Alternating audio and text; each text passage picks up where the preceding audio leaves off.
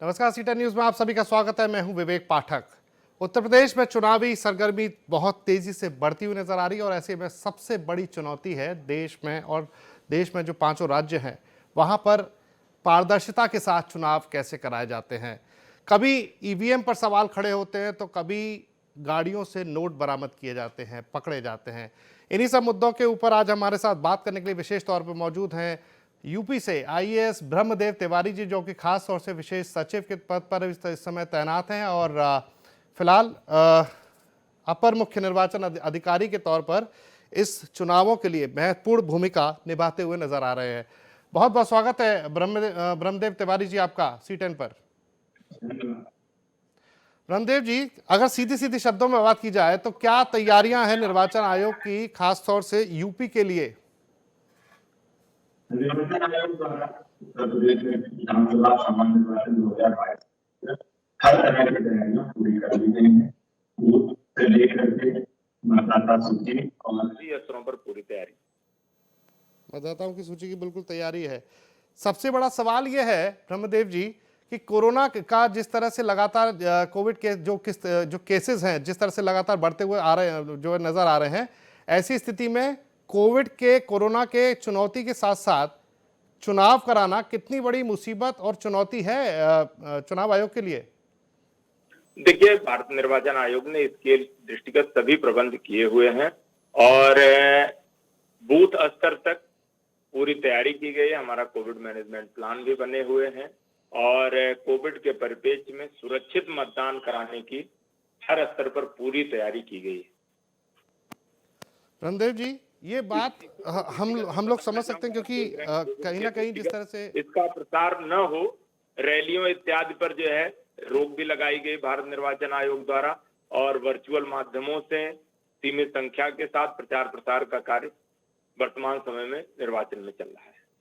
चलिए, बात समझ में आता है, लेकिन जब आप देख रहे हैं इस समय जनसंपर्क जिस तरह से प्रत्याशी लोग कर रहे हैं, जहां पर अगर पहले हम फेज की बात करें तो आगरा, मेरठ, तमाम ऐसी जगह जहां पर इस समय प्रत्याशी अपना जनसंपर्क शुरू कर चुके हैं, वहां पर जिस तरह का रेला जनसंपर्क में उमड़ रहा है, उसको किस तरह से जो है मैनेज करने की कोशिश की जा रही है? वहां कैसे जो है ये चुनाव आयोग अपनी तरफ से जो है सख्ती रखेगा? देखिए, इस मामले में पूरी सख्ती रखी जा रही है और हमारी टीमें ग्राउंड स्तर पर लगी हुई हैं और जहां कहीं इनके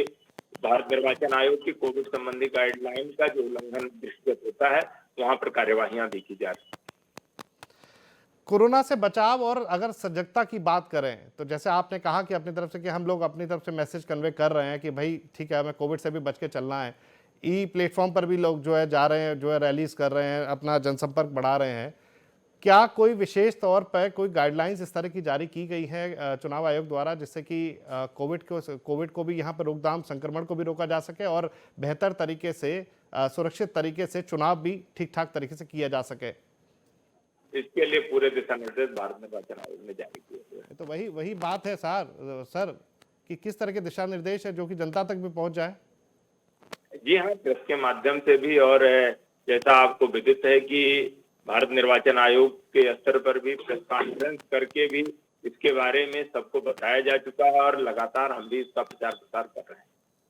जिलों के स्तर पर भी इनसे संबंधित जो व्यवस्थाएं हैं और आज आपसे बात की जा रही है तो आपके माध्यम से भी जो है हम लोगों तक इस मामले में जो भारत निर्वाचन आयोग की गाइडलाइन है उनके बारे में लोगों को बताने का अवसर है और हर स्तर पर इनके बारे में पूरा प्रचार प्रसार का कार्य किया जा रहा है। चलिए ठीक है, एक सीधे सीधे लाइन में एक और शब्द में अगर हम समझने की कोशिश करें तो प्रचार से लेकर मतदान तक का जो स्थितियां हैं उस पर क्या क्या चुनौतियां आप देखते हैं और उससे निपटने की क्या तैयारी है चुनाव आयोग की और आपकी खास तौर से? देखिए, आपके सवाल काफी वाइड है और हमारा पूरा लक्ष्य है कि सुरक्षित मतदान हो, ज्यादा से ज्यादा मतदान हो और नैतिक रूप से मतदान हो। तो इसके लिए हमारे मतदाता जागरूकता कार्यक्रम के तहत भी बहुत सारी गतिविधियां जमीनी स्तर पर भी चलाई जा रही हैं और हर स्तर पर प्रयास किया जा रहा है कि मतदाता बढ़ चढ़कर भाग लें। जैसे आज राष्ट्रीय मतदाता दिवस, इस अवसर पर भी हर स्तर के जो संदेश गए हैं, जो कार्यक्रम हुए हैं, इनके माध्यम से भी यह बताने का प्रयास किया गया है कि मेरे ख्याल से हमारा संपर्क ब्रह्मदेव तिवारी जी से शायद टूट गया है, लेकिन उनसे बात करने के जुड़ने की फिर से कोशिश करेंगे। सबसे बड़े जो हालात हैं, क्योंकि इस समय कोरोना का जो स्थितियां प्रदेश में सबके सामने, देश में जो इस समय फैल रही है, लगातार जिस तरह से मामले संक्रमण के बढ़ रहे हैं, और उसमें खास तौर से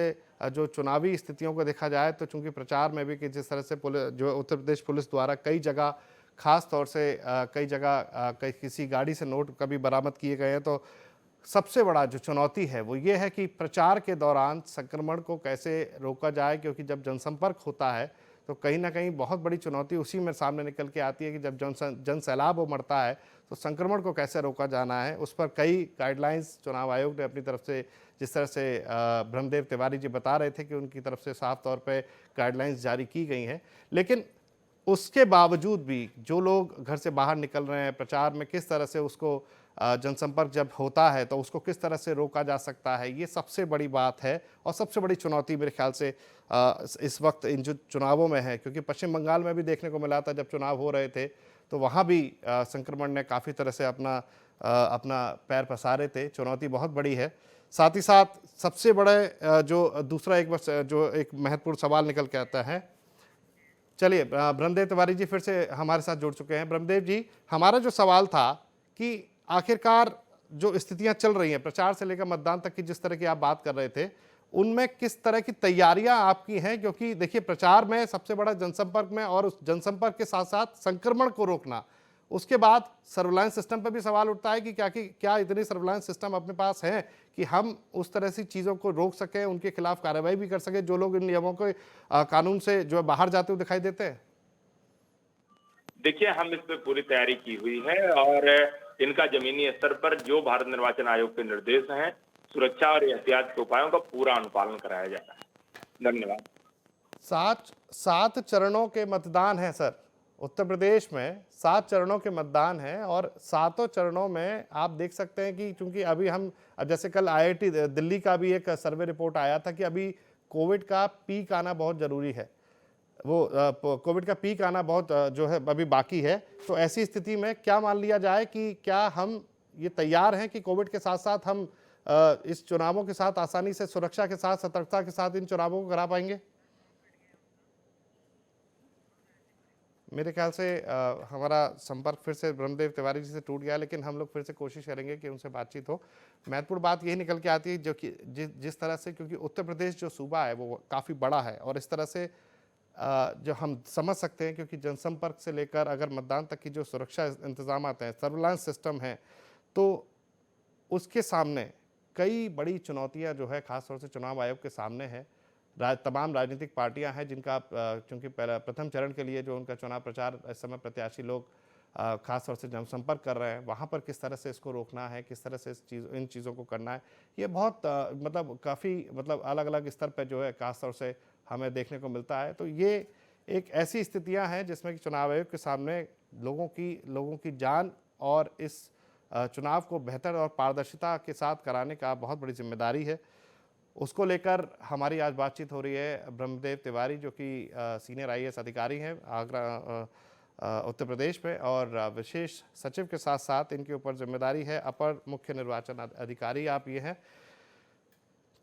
संपर्क करने की कोशिश की जाएगी, लेकिन मतदाताओं के बीच जागरूकता किस तरह से फैला सकते हैं, और ख़ास तौर से ईवीएम पर जिस तरह से लगातार सवाल खड़े होते हैं, उन सवालों से निपटते हुए चुनाव आयोग किस तरह से पारदर्शिता के साथ इन चुनावों को पूरा कराती है, ये बहुत बड़े सवाल है। तमाम इन सवालों को लेकर आज हम बात कर रहे हैं ब्रह्मदेव तिवारी जी के साथ में। कोरोना के बीच चुनाव कराना कितनी बड़ी चुनौती है, साथ ही साथ कोरोना से बचाव और सजगता को लेकर आयोग की खुद की भी कितनी तैयारी है, इन्हीं सब मुद्दों पर आज हम बात कर रहे हैं। प्रचार से लेकर मतदान तक क्या स्थितियां रहेंगी, क्योंकि जब जनसंपर्क किया जाता है तो जनसंपर्क के साथ साथ वहाँ पर जो जनसैलाब उमड़ता है, ठीक है हमने रैलियों पर अंकुश लगाया हुआ है, रैलियों पर प्रतिबंध लगे हुए हैं, लेकिन जब जनसंपर्क होता है तो उस वक्त स्थितियां कैसे नियंत्रण में रखी जाएं, ये बहुत ज़रूरी है। इसको लेकर कितना सर्विलांस सिस्टम चुनाव आयोग इस्तेमाल कर रहा है, उसको देखने वाली बात यहाँ रहती है। अराजक तत्वों से निपटने के लिए, क्योंकि काफ़ी जो है स्थितियाँ, घटनाएं ऐसी देखने को मिली हैं जिसमें कि उत्तर प्रदेश के अंदर कई ऐसी दर्जनों मामले सामने देखने को मिले हैं जिसमें कि गाड़ियों से तमाम कभी रुपए बरामद होते हैं, कभी असलाह बरामद हो रहे हैं। तो ऐसी स्थिति में चलिए, ब्रह्मदेव तिवारी जी हमारे साथ फिर से जुड़े हैं। ब्रह्मदेव जी, मुझे लगता है कि तकनीकी खामियां बहुत देखने को मिल रही है, लेकिन चलिए, बहुत बहुत शुक्रिया दोबारा से जुड़े हैं आप। हम सीधे सीधी बात पर आते हैं सर। कोरोना और मतदान, और वो भी पारदर्शिता के साथ, आप मानते हैं कि ये चुनौती है और इससे निपटने के लिए ज्यादा मेहनत की जरूरत है?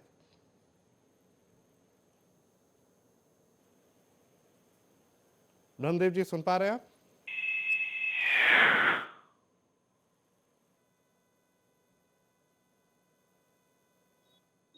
ब्रह्मदेव जी, आवाज आ रही है आप तक? तो ये जिस तरह से आज हम बात कर रहे हैं ब्रह्मदेव तिवारी जी के साथ, उनसे हमारा कुछ तकनीकी खामियों की वजह से शायद सीधी बातचीत नहीं हो पा रही है, कुछ तकनीकी खामियां यहाँ पर देखने को मिल रही है। लेकिन आज बहुत महत्वपूर्ण मुद्दे पर जिस तरह से हम बात कर रहे हैं ब्रह्मदेव तिवारी जी के साथ में,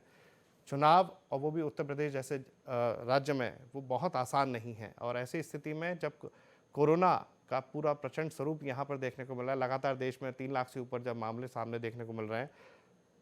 पहले से ही चूंकि उत्तर प्रदेश के अंदर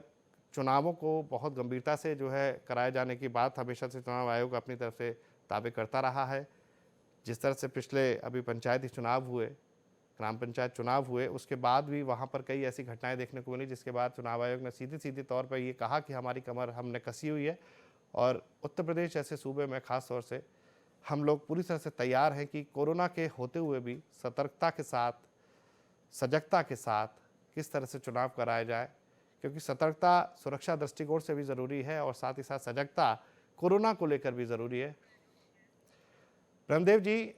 हम जिस तरह से बात कर रहे थे कि अगर एक कॉमन प्लेटफॉर्म पे समझने की कोशिश करें कि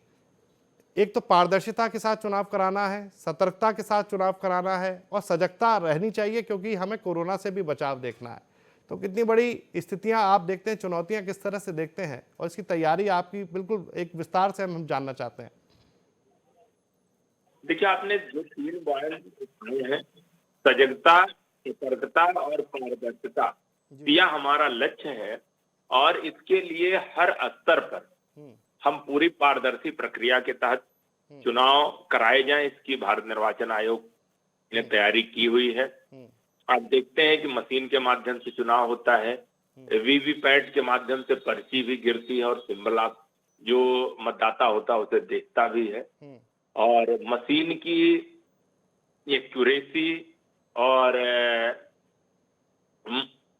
मशीन का उपयोग दोनों कई चुनावों से पूरी तौर पर स्थापित हो चुका है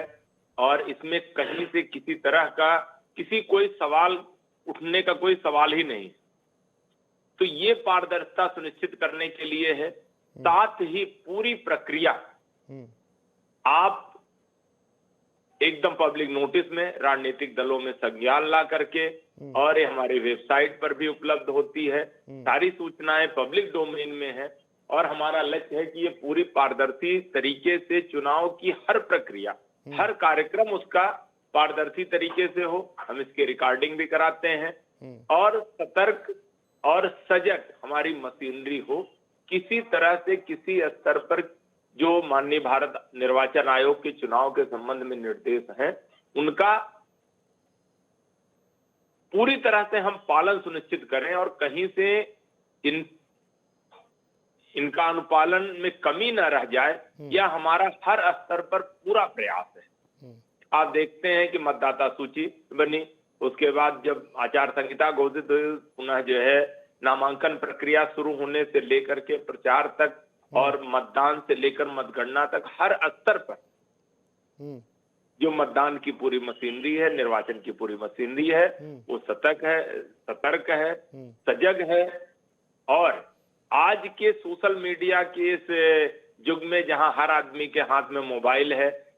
भारत निर्वाचन आयोग ने पब्लिक विजिलेंस के लिए, सिटीजन विजिलेंस के लिए जैसे सी विजिल जैसे ऐप भी दिए हैं कि अगर आपको आदर्श आचार संहिता का कहीं उल्लंघन दिख रहा है तो आप तत्काल उसको रिपोर्ट करें इस ऐप के माध्यम से, और 100 मिनट के भीतर इस पर कार्यवाही सुनिश्चित की जाती है। प्रत्याशियों के बारे में जानने के लिए मैं आपको बताना चाहूंगा कि know your candidate ECI app भी लॉन्च किया गया है इस बार, जिसमें आप प्रत्याशी के आपराधिक रिकॉर्ड सहित पूरा ब्यौरा जान सकते हैं। The person you are speaking with. चलिए, ये तो बहुत बड़ी बात है कि क्योंकि जिस तरह से आपने जिस तरह से बातें बताई हैं, निश्चित रूप से हम ये मान सकते हैं कि अब उत्तर प्रदेश के अंदर कम से कम अगर 7 चरणों के चुनावों की बात की जाए तो ये बहुत बड़ी चुनौती है। और ख़ास तौर से ये चुनौती तब स्ट्रांग हो जाती है जब कहीं ना कहीं प्रदेश के अंदर कोरोना जैसी स्थितियां भी सामने देखने को मिल रही हैं। चलिए, बहुत बहुत शुक्रिया ब्रह्मदेव तिवारी जी से, आप हमसे जुड़े हैं, खासतौर से आपने इतनी महत्वपूर्ण जानकारी साझा की है। बहुत बहुत शुक्रिया C10 पर समय देने के लिए। दर्शकों से हम लोग बस इतना ही कहेंगे, आप चूँकि कोरोना का संक्रमण इस समय सामने है, हमें सजगता के साथ, सतर्कता के साथ मतदान ज़रूर देना है, लेकिन मतदान ज़रूर करना है, लेकिन अपनी जान भी बचा के रखनी है। बहुत बहुत शुक्रिया C10 न्यूज़ से बात करने के लिए, देखने के लिए। नमस्कार।